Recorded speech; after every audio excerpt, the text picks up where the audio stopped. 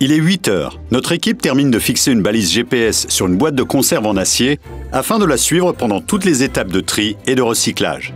La balise est fixée sur la boîte. Elle est ensuite déposée dans le bac de tri. Les rippers récupèrent les emballages triés et embarquent notre boîte de conserve. Ils poursuivent leur tournée. Une fois leur collecte terminée, ils se dirigent vers le centre de tri à 15 km de là. Grâce à notre balise, nous la suivons à la trace. Le camion arrive dans le centre de tri. Les emballages collectés sont pesés, puis déchargés.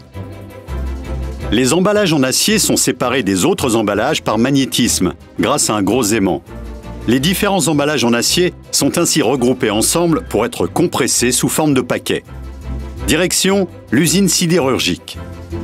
Ici, les paquets d'acier sont pesés et contrôlés, puis stockés dans le parc à ferraille. Les emballages et la ferraille sont amenés à l'aciérie, où ils sont mélangés à la fonte en fusion dans un convertisseur.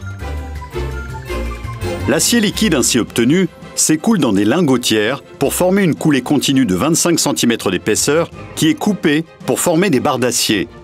Elles sont ensuite laminées à chaud successivement pour réduire leur épaisseur jusqu'à 1 mm et être transformées en fonction du marché de destination, comme ici en bobine.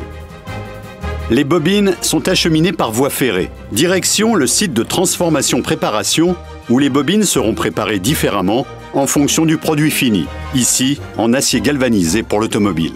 Mais cet acier pourra aussi se retrouver dans des produits d'électroménager, dans du matériel de construction ou comme à l'origine, dans un emballage.